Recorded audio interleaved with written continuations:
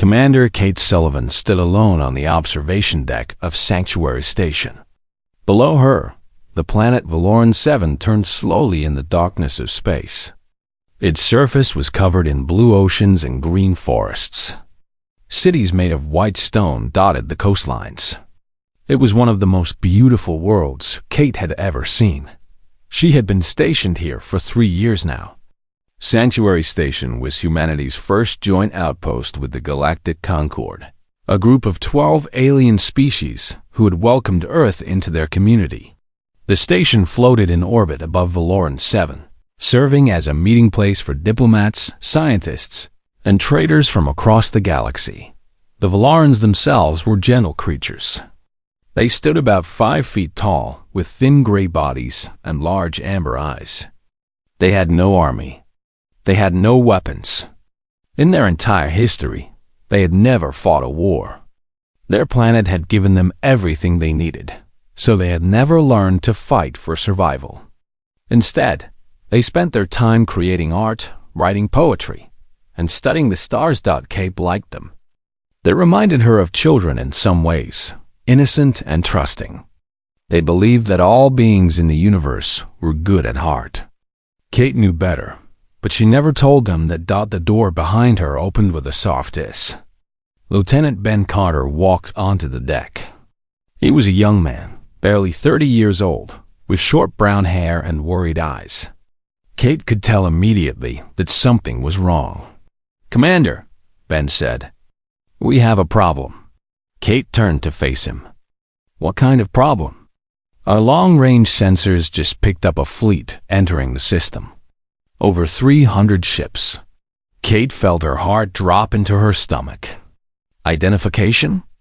Ben swallowed hard. "Krath Dominion."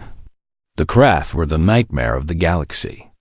They came from the far edge of known space, a brutal empire that had conquered dozens of worlds over the past 1,000 years. They took what they wanted and killed anyone who tried to stop them. The Galactic Concord had maintained an uneasy peace with them for centuries, but everyone knew that peace would not last forever. Kate moved quickly to the command center of the station. It was a circular room filled with computer screens and communication equipment. Her crew was already there, watching the sensor displays with pale faces. There were only 53 humans on Sanctuary Station. Most of them were scientists and diplomats. The security team consisted of just 12 people with basic weapons. They were not equipped to fight a war. Communications officer Hannah Price looked up from her station. She was a small woman with red hair and freckles across her nose. Her hands were shaking slightly as she worked the controls. "Commander, we're receiving a transmission from the Krath fleet."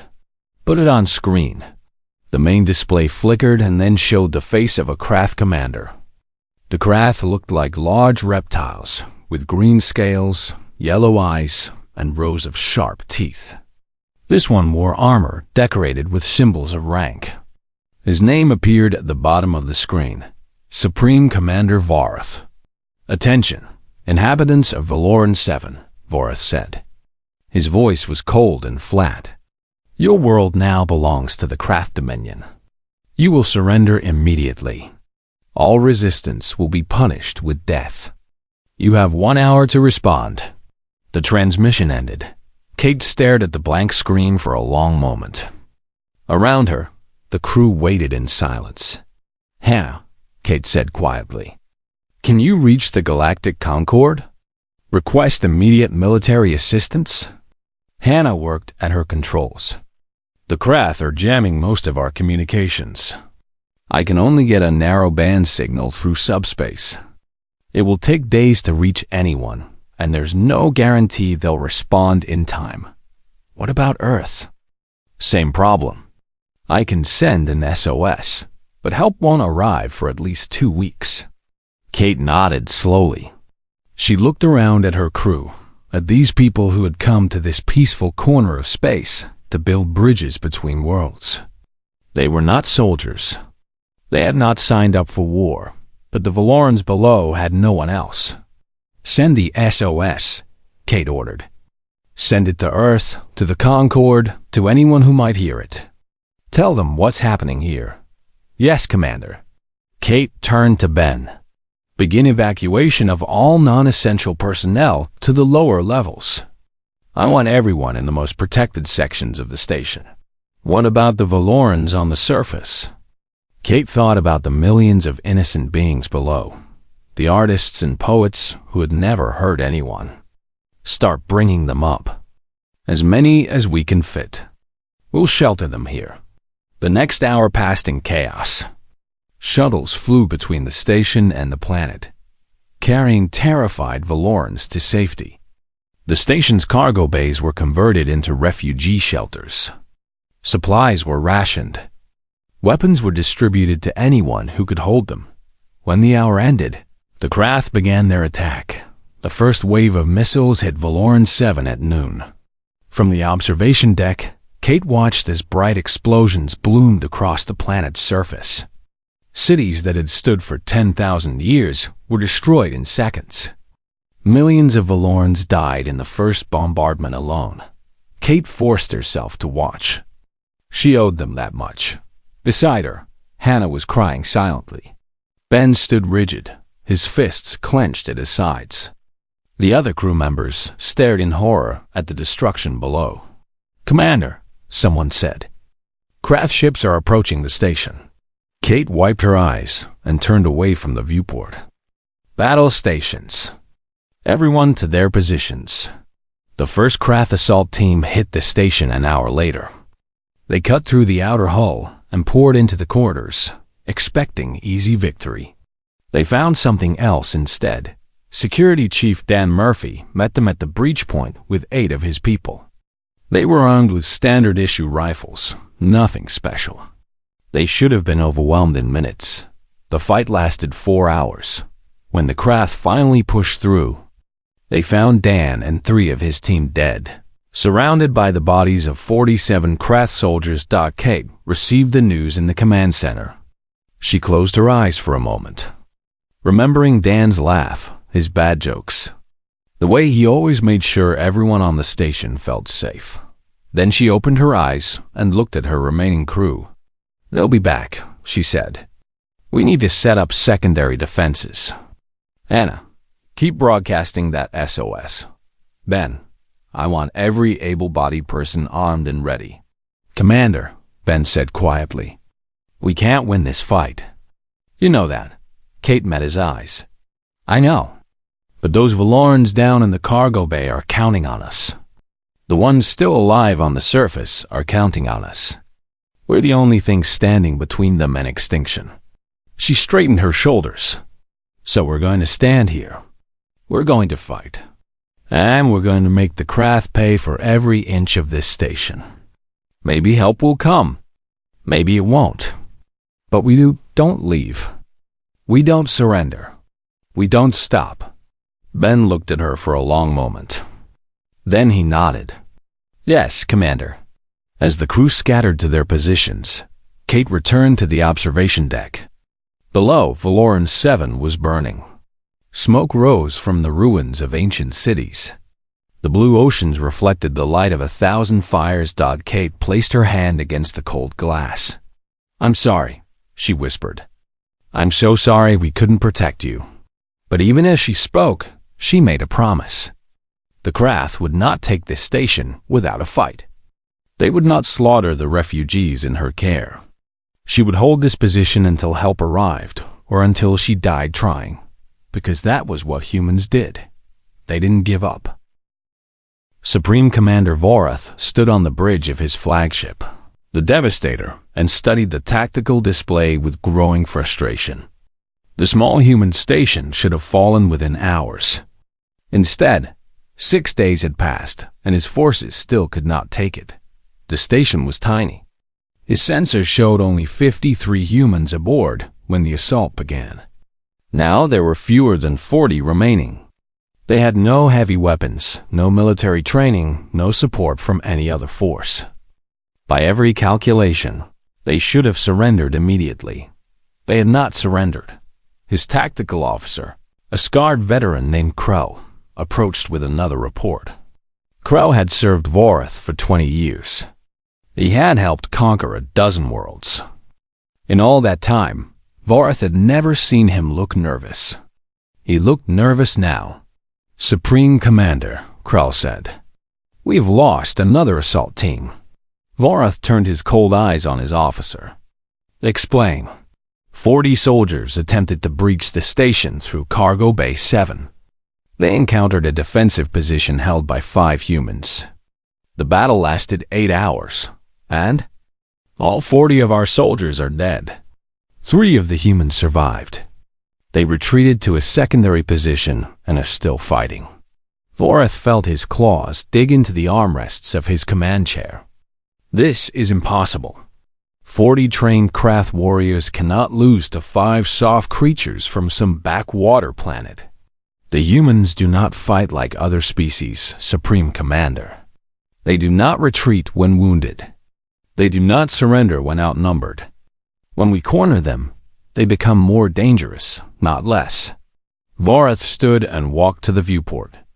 The human station floated against the backdrop of the burning planet below. Such a small thing. Such a stubborn thing. "Tell me about these humans," Vorath said. "Everything we know." Krell activated a holographic display. Images appeared in the air between them, showing a blue and green planet that Vorath did not recognize. "This is Earth," Krell said. "The human homeworld. It is classified in our database as a Category 12 death world." Vorath frowned. The Krath classification system ranked planets from 1 to 15 based on how dangerous they were to life. Most inhabited worlds fell between 3 and 6. A Category 12 was almost unheard of. "Show me," Vorath ordered. The holographic display changed. It showed massive storms spinning across an ocean, winds strong enough to tear buildings apart. Then, earthquakes splitting the ground open, swallowing entire cities. Then mountains exploding with fire, covering the land in rivers of molten rock. Then waves taller than starships crashing against coastlines. "Earth's weather is violent and unpredictable," Krell explained. "Major storms occur constantly. Earthquakes reshape the landscape. Volcanic eruptions poison the air. The planet experiences regular extinction events that kill most life forms." The images shifted. Now they showed creatures with sharp teeth and claws, predators hunting in packs across grasslands and through dense forests. Earth is filled with dangerous animals, predators of every type. The humans evolved, surrounded by creatures trying to kill them. They had to compete with faster and stronger species just to survive. Vorath watched the images with narrowed eyes. He saw great cats bringing down prey. He saw massive bears with claws like knives. He saw snakes with poison strong enough to kill in minutes. "Their sun," Krell continued, "bombards them with harmful radiation. Their atmosphere contains high levels of oxygen, a gas that is corrosive and toxic to most species. Their gravity is stronger than the galactic average. Simply standing upright on Earth would exhaust most beings within minutes." The display showed a human now. Just one human, standing in a clearing. It did not look impressive. Soft skin, no claws. No armor, small teeth. "They do not appear dangerous," Vorath said. "That is what makes them dangerous," Krell replied. "They do not look like predators, but they are the most successful predators their planet has ever produced. They conquered their entire world. They drove thousands of other species to extinction. And they did it without claws, without fangs, without any natural weapons at all. How?" Krell pulled up new images. They showed humans running across open ground, chasing animals much faster than themselves. "Humans are persistent predators," Krell said. "On their world, they hunted by chasing prey for days at a time. They could not outrun their targets, but they did not need to. They simply followed, never stopping, never resting, until the animal collapsed from exhaustion. Then they killed it." Vorath felt something cold move through his chest. He recognized this feeling. It was fear. Their bodies are built to survive damage, Krell continued. They can lose limbs and continue fighting. They can be wounded dozens of times and still function. They heal from injuries that would kill any other species. Their pain response does not stop them from acting. In fact, pain seems to make them more determined. The display showed medical images now. Humans surviving terrible injuries. Humans continuing to move despite broken bones and torn flesh. Humans who should have been dead but were not. Their psychology is equally unusual, Krell said. They form strong bonds with each other. They will die for their companions without hesitation. They have a concept they call sacrifice that has no equivalent in our language. When faced with impossible odds, they do not calculate their chances of survival. They simply fight harder. They must have some weakness, Vorith said. They do. They are social creatures. When alone, they can become unstable. But when together, when protecting each other, they become something else entirely. They become unpredictable. They become creative. They become very, very dangerous. Vorith turned back to the viewport. The station was still there. Still holding. Still defying his entire armada. Why do they fight? He asked quietly. They must know they cannot win. They must know that help is too far away to save them. Why do they not surrender and save themselves? Krell was silent for a moment. I do not know, Supreme Commander. Perhaps they believe surrender would be worse than death. Perhaps they are protecting the alien refugees on board. Perhaps they simply do not know how to stop fighting. Or perhaps, Vorith said slowly, they are waiting for something. He thought about the distress signal the station had been broadcasting for days. He thought about what might happen if that signal reached Earth. He thought about a planet full of these creatures. All of them like the ones on that station. All of them willing to die rather than surrender. Increase the assault, Vorith ordered. I want that station taken today.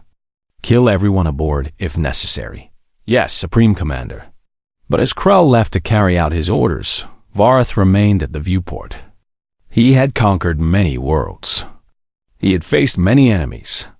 He had never felt uncertain about victory before now. Staring at that tiny station and the burning planet below, he felt something he had not experienced in decades of war. The humans were soft creatures from a brutal world. They were few and he was many.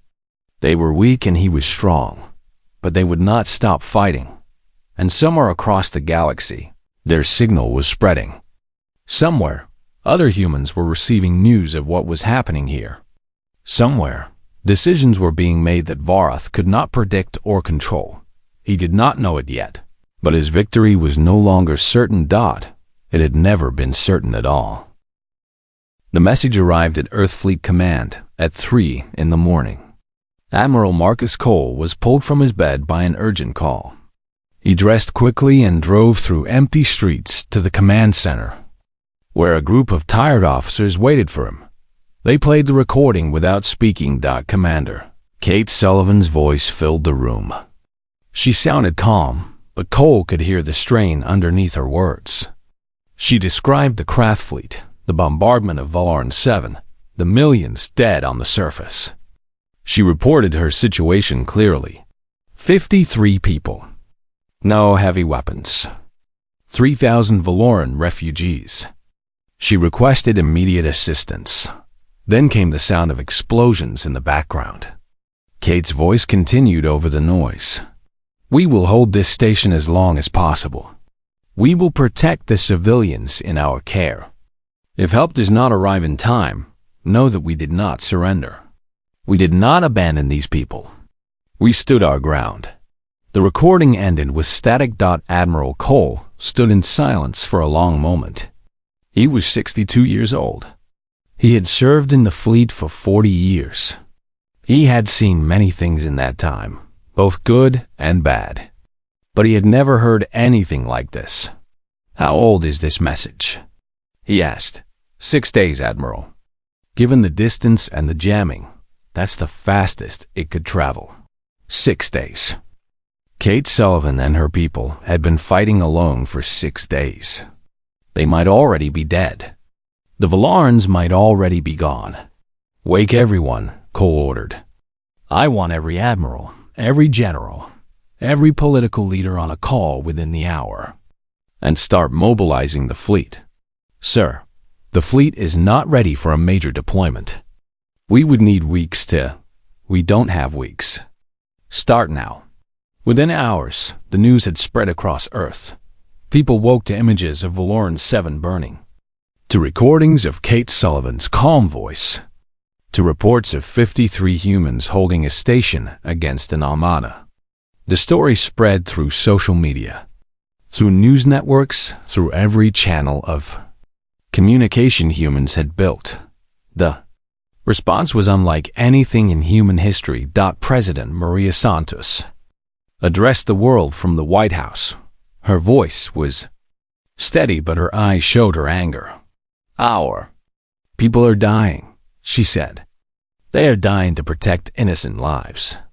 They are dying because they refuse to abandon those who needed them. We cannot leave them alone. We will not leave them alone. The military response began immediately. The United Earth Defense Fleet had 12 large battleships, 40 cruisers, and over 100 smaller vessels. All of them were ordered to prepare for departure, but it was not enough. The craft had 300 ships. That is when something remarkable happened. Captain Sam Henderson was a cargo hauler.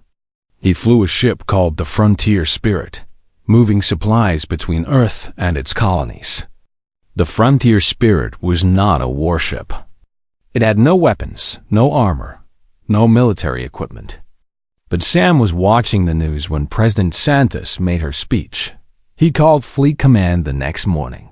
I want to volunteer my ship, he said. Sir, we appreciate the offer, but the Frontier Spirit isn't designed for combat. I know, but she's got thick hull plating, and I know how to fly her into things.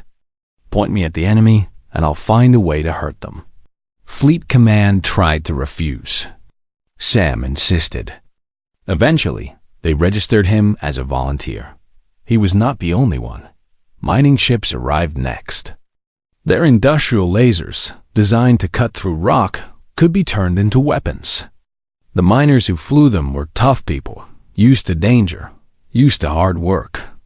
They had watched the footage from Valoran 7, and they could not sit idle. Research vessels came forward. Their crews offered to help in any way they could. Some ships became mobile hospitals.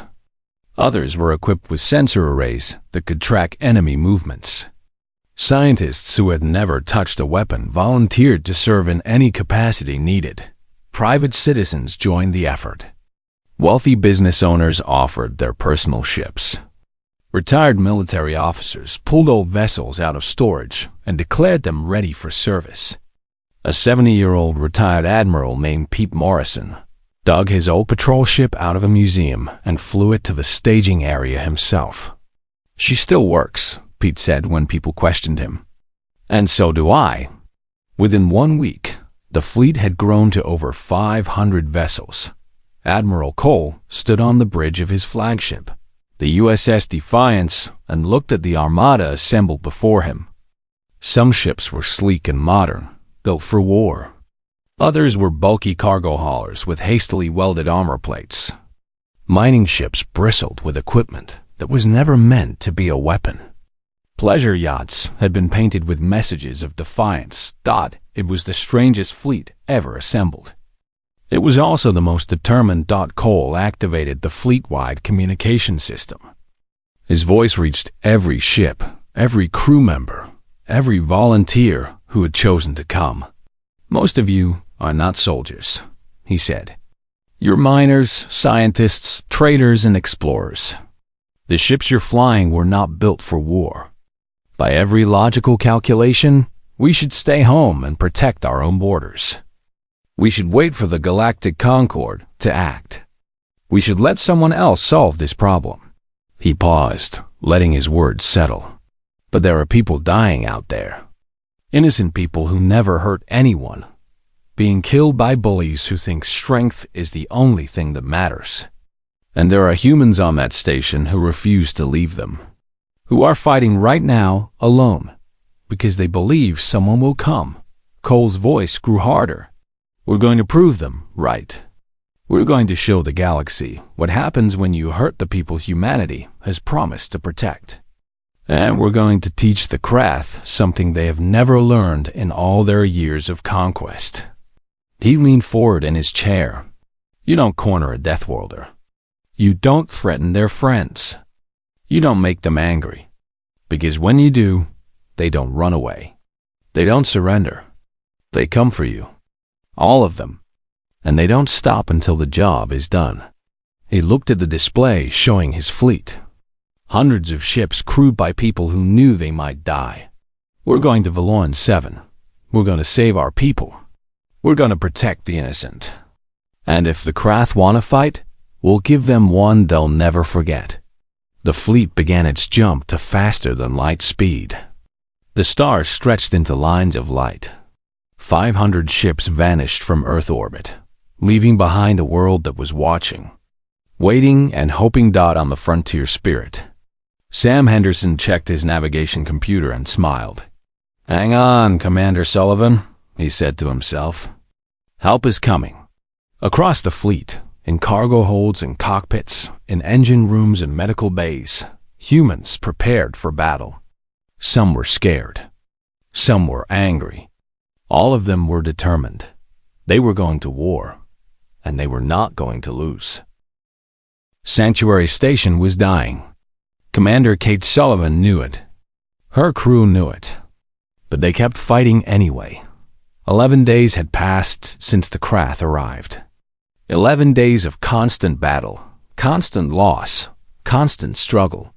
Of the 53 humans who had started this fight, only 26 remained. The station's shields were gone. Power was failing in whole sections. Atmosphere leaked from dozens of breaches in the hull. Kate's right arm was broken, wrapped in a rough bandage made from torn clothing. Lieutenant Ben Carter had taken a plasma bolt to his leg 3 days ago. He could barely walk, but he was still manning a barricade in the main corridor.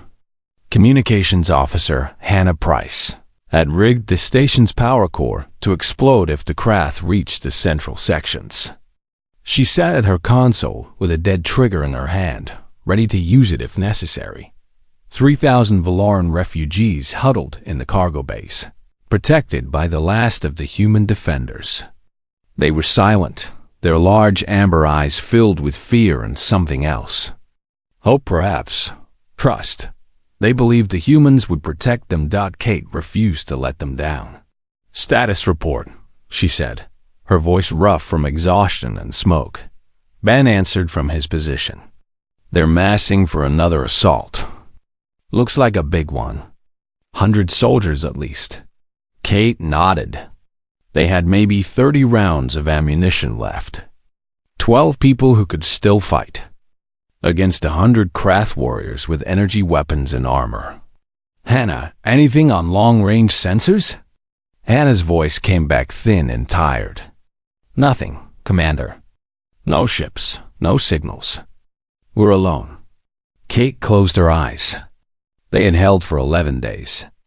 It would not be enough. Then Hannah's voice changed. Wait. I'm picking something up.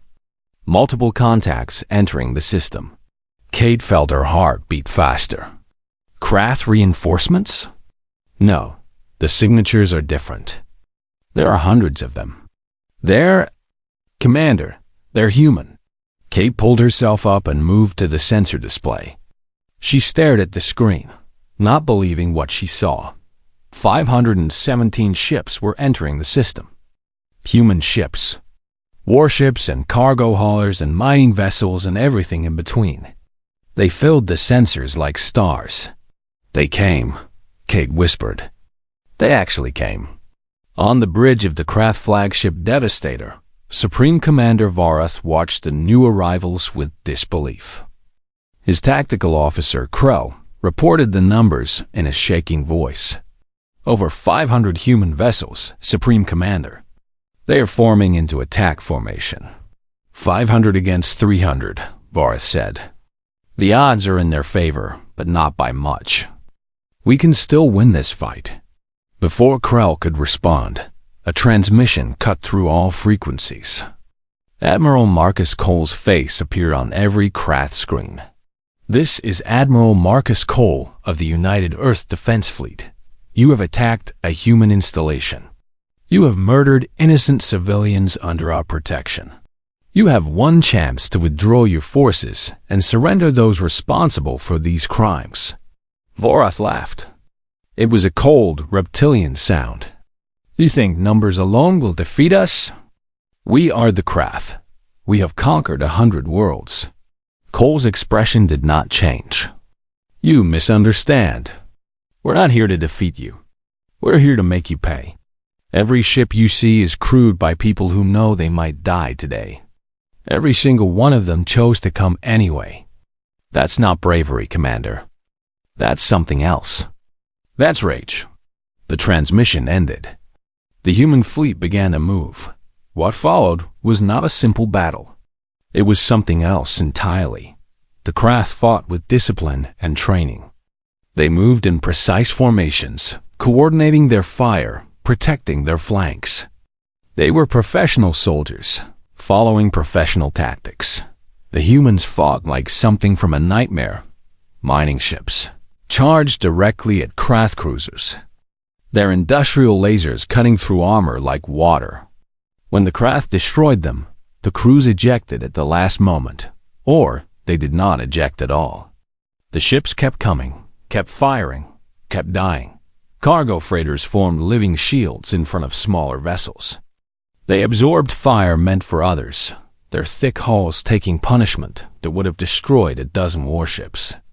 When they finally broke apart, their crews were still fighting, shooting from escape pods, ramming their shuttles into enemy vessels. Captain Sam Henderson drove the Frontier Spirit directly into the hangar bay of a Krath carrier. The explosion tore the carrier in half. Sam did not survive. His last transmission was 2 words: for Earth. Retired Admiral Pete Morrison flew his museum ship into the heart of the battle. His vessel was old and slow, but he knew how to use it. He destroyed 3 enemy ships before they finally overwhelmed him. His last transmission was a joke about finally getting some action. The USS Defiance cut through the enemy formation like a blade. Admiral Cole directed the battle from the bridge, his voice calm and steady, even as the ship shook under enemy fire. Around him, his crew worked with desperate focus, each person knowing that the outcome of this fight would determine whether humanity was seen as weak or strong. The Krath had never faced anything like this. They did not understand enemies who did not try to survive. They did not know how to fight people who valued others more than themselves. A Krath captain reported that a human ship had rammed his vessel, killing everyone aboard both ships. Another reported that human fighters were flying suicide missions into his engine sections. Another reported that a damaged human vessel had continued fighting for an hour after it should have been destroyed. Supreme Commander Vorath watched his armada crumble. His ships were stronger. His weapons were better. His soldiers were trained for war, but the humans would not stop. For every human ship destroyed, 2 more took its place. For every human killed, their companions fought harder. They were dying by the thousands, but they kept coming, kept fighting, kept sacrificing themselves for each other and for the beings they had never met. Vorath thought about what Krell had told him, about persistent predators, about creatures who simply never stopped, about a species that would chase prey for days until it collapsed. He had become the prey. The battle lasted 6 hours. When it ended, both fleets were shattered. The Krath had lost 212 ships. Most of their commanders were dead. Their flagship was damaged and drifting. Supreme Commander Vorath was still alive, but his armada was broken. The humans had lost 287 ships. Over 8,000 people were dead. The USS Defiance was barely holding together, its hull covered in scars and breaches, but Sanctuary Station was still standing. The Valorans were still alive, and the human survivors were already moving to rescue their people and begin recovery operations. On the observation deck of Sanctuary Station, Commander Kate Sullivan watched the last crash ships retreat. Her broken arm throbbed. Her body ached from 11 days of fighting. She had lost friends, colleagues, people she had trained and worked with for years, but she was alive. Her people were alive. The refugees were alive. Admiral Cole's shuttle docked an hour later. He walked through the damaged corridors of the station until he found Kate on the observation deck. For a long moment, neither of them spoke. They just stood together, watching the debris of battle drift past the windows. "Thank you," Kate finally said. "I wasn't sure anyone would come." Cole looked at her. "We always come. That's what humans do." Kate nodded slowly. She thought about the ships that had crossed the galaxy to save her. The cargo haulers and mining vessels. The volunteers who had never fired a weapon before. The 8,000 who had given everything. They had come because she called, and they had not stopped until the job was done. The days after the battle were filled with grief, and rescue teams moved through the debris field, searching for survivors in damaged ships and escape pods. Medical crews worked around the clock, treating the wounded from both fleets. Recovery vessels collected the bodies of the dead, preparing them for the long journey home. Commander Kate Sullivan walked through the corridors of Sanctuary Station, now being called Memorial Station by the survivors. The damage was everywhere. Burn marks on the walls. Holes punched through bulkheads. Equipment destroyed beyond repair. But the station was still standing, and that mattered. She stopped at the cargo bay where the Valoran refugees were staying.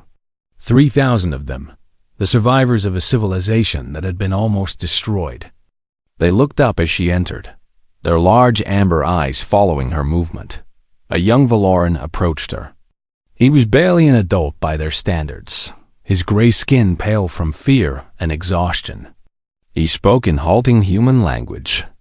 "Commander Sullivan, we wish to thank you." Kate shook her head. "You don't need to thank me. We did what anyone would do." The young Valoran looked at her with confusion. "No, that is not true.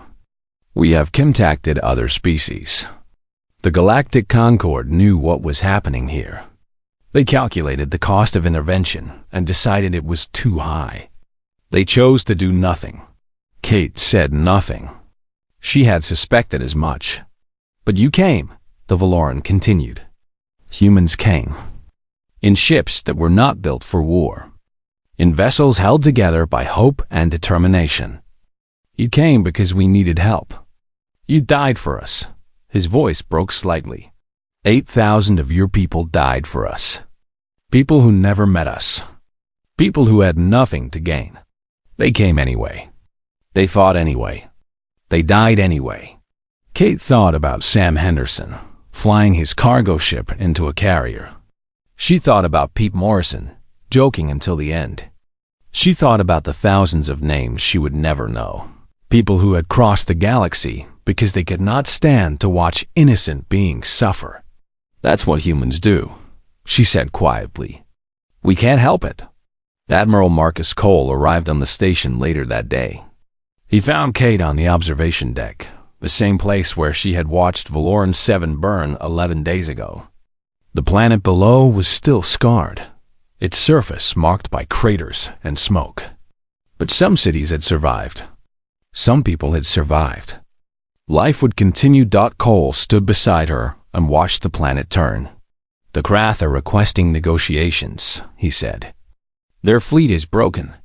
Their commander is discredited. For the first time in centuries, they're asking for peace instead of demanding surrender." Good.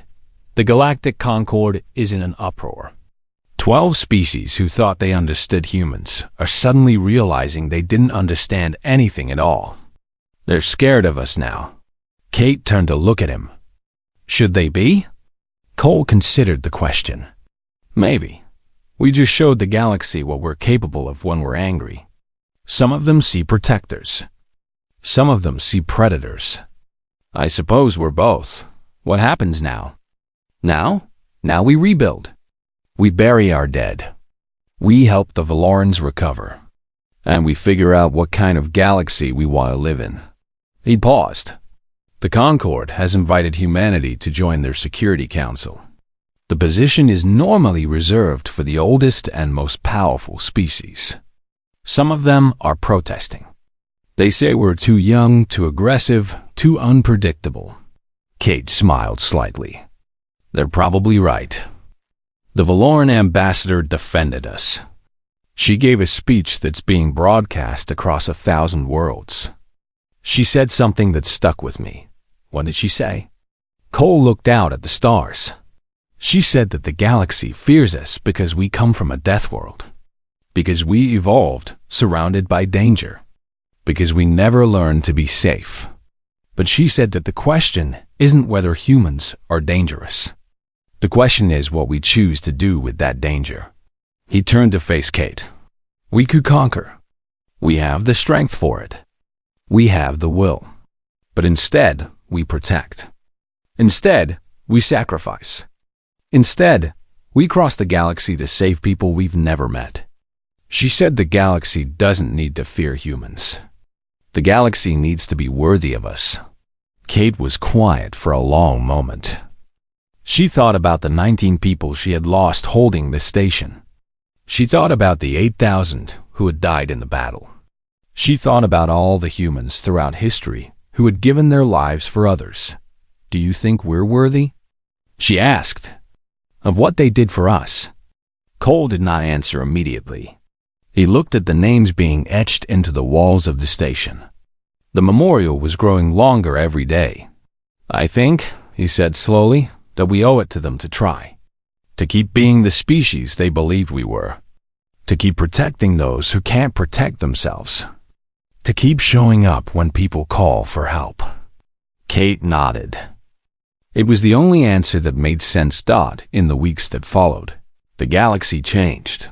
The Craft Dominion agreed to a ceasefire.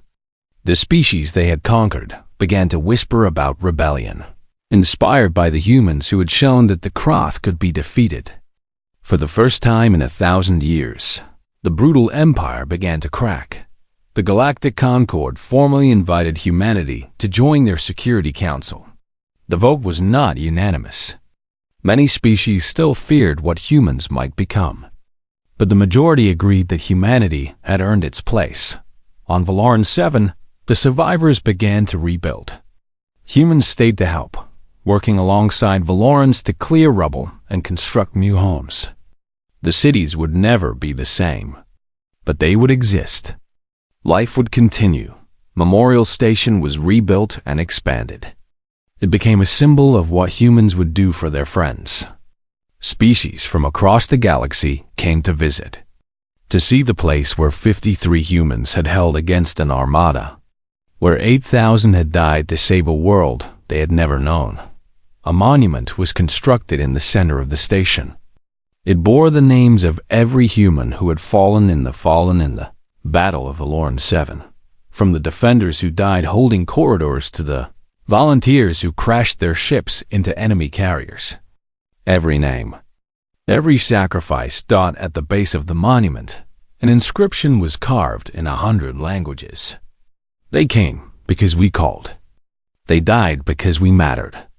We will remember. Kate Sullivan stood before the monument on the day it was dedicated. She was wearing her dress uniform. Her arm had healed, but she still felt the old injury sometimes. She would always feel it. The ceremony was attended by thousands.